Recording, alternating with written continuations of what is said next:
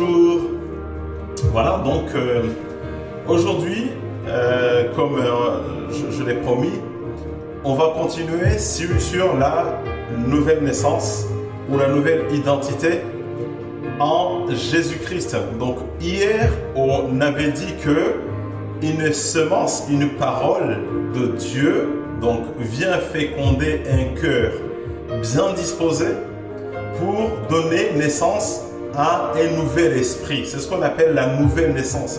Une nouvelle personne qui est née de Dieu.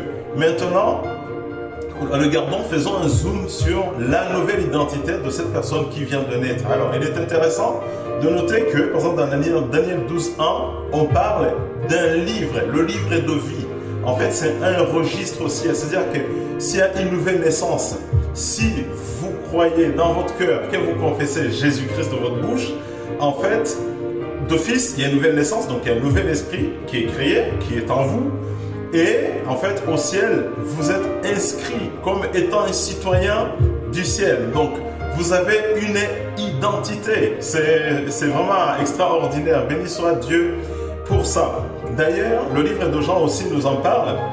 Jean 1,12, il dit « À ceux qui ont cru, à ceux qui l'ont reçu, à ceux qui ont cru en son nom, il a donné le pouvoir de devenir enfant de Dieu. » Il faut vraiment le croire, que quand on fait cette prière du salut, on devient enfant de Dieu. Il y a tout un tas de choses qui se produisent dans le monde spirituel ou alors au ciel. Corinthiens 5,17, il dit « Si quelqu'un est en Jésus-Christ, il est une nouvelle créature. Les choses anciennes sont passées.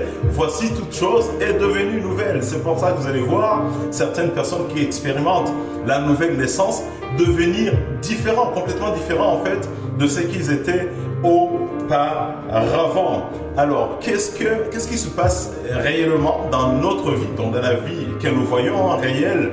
En fait, première chose, il y a tout l'héritage qu'on a, l'héritage adamique qui disparaît. Par exemple, les malédictions familiales, c'est-à-dire les oppressions sataniques qui étaient là, qui subsistaient contre vous.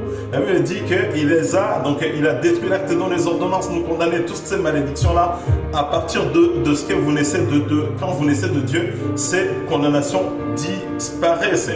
D'autres choses, vous avez un Père qui est Dieu, qui est le maître de l'univers, qui est le propriétaire de l'univers. Vous avez un grand frère qui s'appelle Jésus-Christ, qui est très puissant, qui est un puissant Seigneur dans le ciel.